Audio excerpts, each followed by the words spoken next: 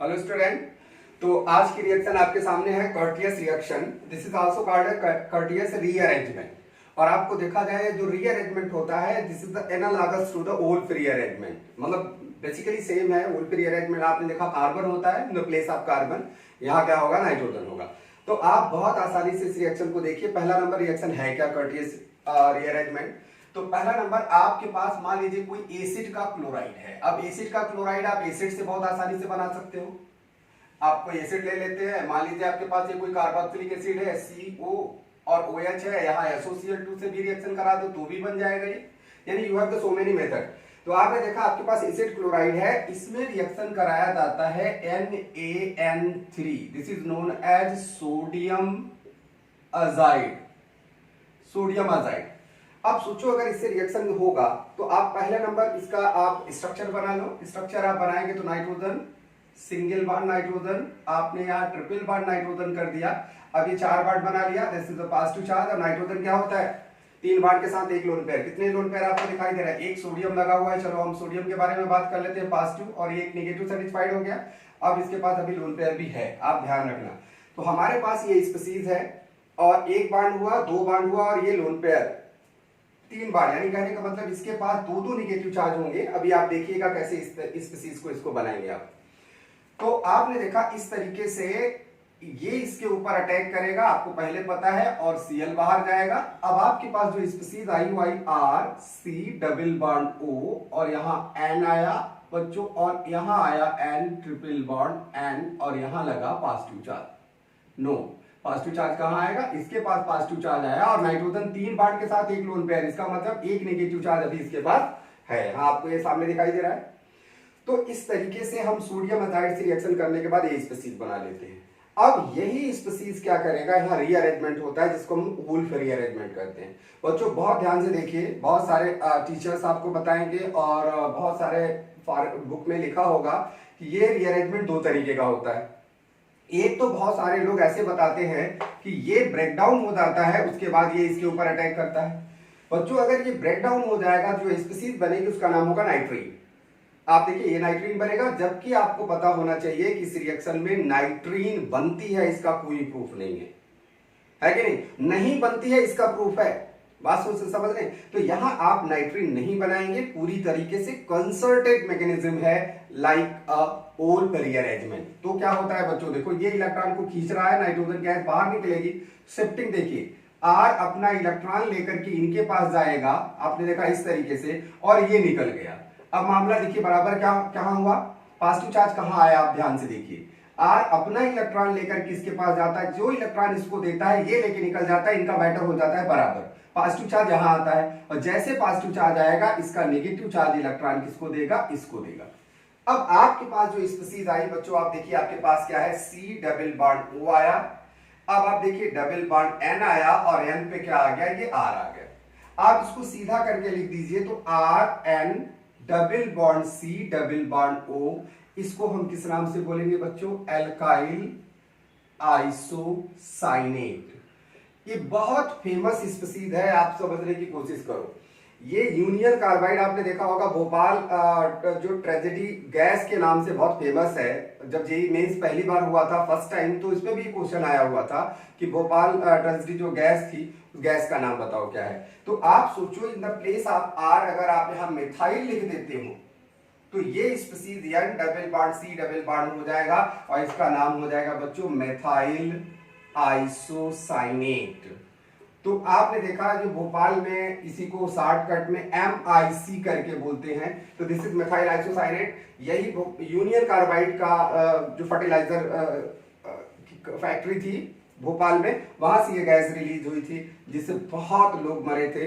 यानी नियरली अगर गवर्नमेंट का अगर हम देखा जाए डाटा, तो गवर्नमेंट ने दिया था 15,000 लोग within half an hour 1 hour में मर गए थे पूरे सड़क पे। मार्निंग मार्क जितने लोग भी सुबह गए सारे के सारे गायब हो गए, और बाकी आप सोचो कि एक्चुअल आंकड़ा कितना होगा। तो इस तरीके से आप समझ लीजिए ये स्पीसीज बनता है। अब बात आता है कि क्या आप एसिड क्लोराइड के अलावा और कोई सी स्पीसीज से आप ये बना सकते हो, ये बन जाए तो ये रीअरेंजमेंट है, आप बहुत आसानी से कर लीजिए। अब इसमें आप देखो और क्या क्या क्वेश्चन आता है। क्या ये हमारा प्रोडक्ट है? नहीं, this is the intermediate product. Intermediate product का मतलब क्या होता है बच्चों? यानी प्रोडक्ट तो बन गया, यानी प्रोडक्ट हम किसको बोलेंगे? ऐसा स्पीसीज जिसके सभी एटम का ऑक्टेट कंप्लीट हो तो हम उसको प्रोडक्ट बोलेंगे, कोई डाउट नहीं। अब इंटरमीडिएट प्रोडक्ट हम किसको बोलेंगे? इसका मतलब वो स्पीसीज बहुत ज्यादा स्टेबल नहीं है। तो आप देखिए ये स्पीसीज बहुत ज्यादा स्टेबल नहीं है। रीजन क्या है? रीजन ये है कि ये लगातार दो डबल बॉन्ड प्रेजेंट है, इसलिए इसकी स्टेबिलिटी उतनी ज्यादा नहीं होती जितना आप देख रहे हो। तो एक सिंपल सी तरीका देखिए, एल्किल आइसोसाइनेट बनाएंगे। अब इसकी एल्किल आइसोसाइनेट की हाइड्रोलिसिस होगी। आप देखिए हाइड्रोलिसिस नहीं, आप जो भी मटेरियल आप यूज करो आगे यूज करके बना सकते हो, बट बेसिकली अगर कर्टियस रिएक्शन के बारे में बात करें तो कर्टियस रीअरेंजमेंट में क्या डाला था इन्होंने? वाटर डाला था। तो हम आगे इसकी हाइड्रोलिसिस करके आपको बताते हैं क्या बनेगा। ओके, आगे देखिए। अब आगे अगर आप यहां देखेंगे इसकी हाइड्रोलिसिस करेंगे तो क्या बनेगा? जैसे R है आपके पास और N है, double bond C double bond O। अब देखिए अगर इसमें आप वाटर यूज करते हो, you can use the water use करते हो तो मैं बार बार अपने लगातार डबल बॉन्ड में आपको बताता हूं कि वाटर अपना लोन पेयर के साथ इसके ऊपर अटैक करेगा, पोलराइजेशन आप इस डायरेक्शन में करा दो। लेकिन आपको लगता है हम इस डायरेक्शन में क्यों कराएं? ज्यादा इलेक्ट्रोनेगेटिव तो ऑक्सीजन है, इधर करा लेते हैं, तो कोई प्रॉब्लम नहीं है। आप इधर रिएक्शन कराएंगे तो आपको दो बार यानी एक बार और टाटोमेरेज में कराना पड़ेगा। कर लो, थोड़ा सा लॉन्ग वे है, कोई दिक्कत नहीं, लेकिन अपना कॉन्सेप्ट मत खराब करो। ओके, तो दैट इज व्हाई हम पोलराइजेशन चलो इसी डायरेक्शन में करा देते हैं। अगर आप इसी डायरेक्शन में पोलराइजेशन करा देते हैं तो आपके पास R बनेगा बच्चों और N है, अभी इसका कुछ भी नहीं हुआ। आपने देखा A O है और H है और ये अपना लोन पेयर देगा, इसके पास क्या आएगा? पॉजिटिव चार्ज आएगा, पोलराइजेशन होगा। पोलराइजेशन होगा तो O आ गया, O पे नेगेटिव चार्ज आया, नेगेटिव चार्ज आया तो आपने देखा पॉजिटिव चार्ज लगाया तो ये इसी के पास चला आएगा, एक हाइड्रोजन निकल जाएगा। अब आपके पास स्पीसीज बच्चों क्या बनी? आपके पास बची R हुआ, N डबल बॉन्ड C, अब यहां आया O और H। आपको सीधे दिखाई दे रहा है कि इसके अंदर क्या होने वाला है? ये OH यहां भी आया, दो OH एक स्पीसीज पे आया और प्रेजेंट कहां है? sp2 पर। तो आप टाटोमराइजेशन करा दो, आपकी मर्जी, आपने टाटोमराइजेशन करा दी। टाटोमराइजेशन कराने के बाद आपके पास स्पीसीज क्या आई? R हुआ, अब ये H हो गया। अब देखिए अब ये हो गया सिंगल बॉन्ड, ये C डबल बॉन्ड O हो गया और ये क्या हो गया बच्चों? OH हो गया। अब एक सिंपल से देखिए दो इलेक्ट्रोनेगेटिव स्पीसीज प्रेजेंट है इसमें, तो क्या होगा इनका? ये यहां आते हैं और ये कार्बन डाइऑक्साइड यहां से रिलीज हो जाती है और आपके पास R बनता है, NH2 हो जाएगा और प्लस क्या होगा? CO2। तो lead to formation of 1 degree amine. यहां आपने देखा 1 डिग्री का अमाइन बन गया। अब आप सोचो आप क्या यूज कर सकते हो? आप और भी मटेरियल यहां यूज कर सकते थे, सिंपली जो भी आप यूज करो, वाटर यूज करो, वाटर की जगह अमोनिया यहां यूज कर दो, हाँ अमोनिया की जगह एल्कोहल भी यूज कर लो। जो स्पीसीज बनती है बहुत आसानी से बना सकते हो, कोई दिक्कत नहीं है और आसानी से बन भी जाएगा। Okay, it is clear. तो आप बहुत आसानी से ये बात देख सकते हैं और इसमें रिएक्शन में कोई प्रॉब्लम नहीं है। अब बच्चों कभी कभी इसमें एस्टर से भी क्वेश्चन पूछ लिया जाता है। आप सोचो एस्टर से क्वेश्चन पूछे जाएगा तो क्या मैकेनिज्म होगी, हम उसको आपको बताते हैं। और जैसे इन्होंने क्या दिया कि एल्किल आइसोसाइनेट ही बनाना है आपको, आगे चल के आपको हाइड्रोलिसिस करानी है, सिंपल सी यही बात देखना है। और कभी भी ऐसे क्वेश्चन आ जाए तो आप अपने दिमाग में उसको रखिए, क्वेश्चन गड़बड़ ना होने पावे। जैसे देखिए आपके पास R है, C डबल बॉन्ड O है, मान लो O और C2H5 हमने दे दिया। इन्होंने कहा पहले रिएक्शन करा दो हाइड्रोजन से NH2 से, पहले स्टेप में, और दूसरे स्टेप में आप HNO2 यानी नाइट्रस एसिड है, HNO2 से नाइट्रस एसिड से रिएक्शन करा दो। ये बोलते हैं कि सीधे सीधे आपके पास जो स्पीसीज बनेगा वो यही बन जाएगी जो अभी आपने देखा था N3, ये स्पीसीज बन जाएगी। अब देखो ये स्पीसीज कैसे बनी, आपको यही देखना है। पहला नंबर आपको पता है NH2 एक बेस है, बहुत अच्छा न्यूक्लियोफाइल है, कोई प्रॉब्लम नहीं है। आपने देखा ये न्यूक्लियोफाइल का काम करेगा, तो न्यूक्लियोफाइल का काम करेगा तो ये इसके ऊपर अटैक किया, पोलराइजेशन हुआ। आपके सामने जो दिखाई दे रहा है R है, C और यहाँ O पे नेगेटिव चार्ज हो गया। अब यहाँ चलो OC2H5 हम नीचे लिख देते हैं, कोई प्रॉब्लम नहीं है। यहाँ क्या होगा बच्चों? NH और NH2 आ जाएगा। आपको देखो एक H है, यहाँ पॉजिटिव चार्ज आया ना, आया, ये पॉजिटिव चार्ज आ गया। अब क्या होगा? दो इलेक्ट्रोनेगेटिव स्पीसीज प्रेजेंट है, ये यहाँ आएगा और ये बाहर निकल जाएगा। अब ये जब बाहर निकलेगा तो इसके हाइड्रोजन को लेके जाएगा, यानी आपके पास जो स्पीसीज बनी, अल्कोहल मॉलिक्यूल बाहर निकल गया। देख लो आपके पास C डबल बॉन्ड O बना और बना NH और NH2 बन गया और एल्कोहल का मॉलिक्यूल यहाँ C2H5OH बाहर निकल गया। ये स्पीसीज। अब ये कहते हैं आप नाइट्रस एसिड से रिएक्शन करा दो। अब आप इसमें देखो नाइट्रस एसिड से जब रिएक्शन कराओगे H और नाइट्रस एसिड का हम डायरेक्ट स्ट्रक्चर बना देते हैं। ये है नाइट्रस एसिड आपके पास और यहाँ क्या लगा है बच्चों, OH लगा हुआ है, ये नाइट्रस एसिड है। अब सोचो कि अब सबस्ट्रेट का काम कौन करेगा, सबस्ट्रेट का काम ये करेगा। तो आपने देखा क्या करेगा, और नाइट्रोजन में देखो एक nitrogen lone pair, oxygen lone pair, ये तीनों सिचुएशन में सबसे ज्यादा न्यूक्लियोफिलिक साइड कौन है, नाइट्रोजन का है। ये कॉन्जुगेशन में भी नहीं है और ये तो sp2 ये sp3 है। तो दैट इज वाई आपने देखा ये क्या करेगा, ये इसके ऊपर यहाँ अटैक करने वाला है और ये OH बाहर निकलेगा। देखिए ध्यान से, इसने इसके ऊपर अटैक किया और ये बाहर निकला। अगर नहीं तो आप यहां बना सकते हो, उसमें कोई प्रॉब्लम नहीं है। अटैक किया, पोलराइजेशन हुआ, नॉर्मल कंडीशन पे आया और ये बाहर निकल गया।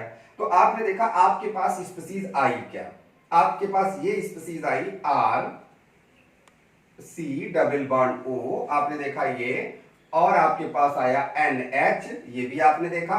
उसके बाद अब आएगा N आएगा और H आएगा और यहां आ जाएगा स्पीसीज बच्चों N डबल बॉन्ड O। देखा आपने, ये स्पीसीज आएगा। अब कैसे हमने बनाया, ये इसके ऊपर अटैक किया, वो बाहर निकला, इस पे पॉजिटिव चार्ज आया होगा, पॉजिटिव चार्ज होगा, एक हाइड्रोजन निकल गया होगा, स्पीसीज आपके पास ये आ गए। अब आप देखिए यहाँ दो इलेक्ट्रोनेगेटिव एटम के बीच में, डिफरेंस के बीच में क्या लगा हुआ है, पाई बॉन्ड। तो फिर एक बार आप क्या करोगे, टाटोमेरिज्म कराओगे, ये यहाँ आएगा और ये यहाँ आएगा। देखा आपने, और ये स्पीसीज बना तो आपके पास क्या स्पीसीज बच्चों बनेगा, C डबल बॉन्ड O बना, NH अपनी जगह पे है, कोई प्रॉब्लम नहीं है। अब देखो इनका लोन पेयर जाएगा पॉजिटिव चार्ज, तो HN यहां से निकलेगा बाहर, तो आपके पास यानी डबल बॉन्ड हुआ, N हुआ और O और H हुआ, ये स्पीसीज बन जाता है।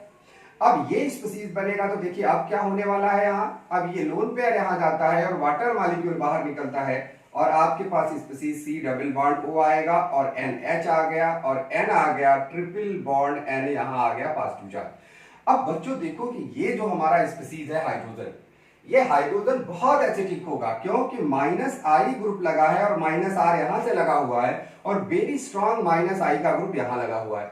That's why anion is highly stabilized. Even this hydrogen is taken by the water only. देखा आपने, जो यहाँ OH यहाँ निकला है, ये यही हाइड्रोजन लेके चला जाता है और लेने के बाद आपके पास जो स्पीसीज बनता है बच्चों, वो क्या बन जाएगा, ये स्पीसीज बन जाती है। तो आप बहुत आसानी से समझ सकते हैं कि अगर आपके पास ये स्पीसीज बन गई, उसके बाद आपको कराना है कर्टियस रीअरेंजमेंट। और वही कर्टियस जो रीअरेंजमेंट होता है, this is a rate determining step. जो मैंने आपको बताया इस रिएक्शन का रेट डिटरमाइनिंग स्टेप क्या होता है, Curtius rearrangement, just like a Wolff rearrangement के बराबर होता है और बहुत आसानी से उसका वोल्फ रीअरेंजमेंट आप करा करके प्रोडक्ट बना सकते हैं। डिपेंड्स किसके ऊपर करेगा, what type of reagent are use, जैसा रिएजेंट यूज करोगे उस तरीके से आप उसका प्रोडक्ट बना सकते हो। ओके।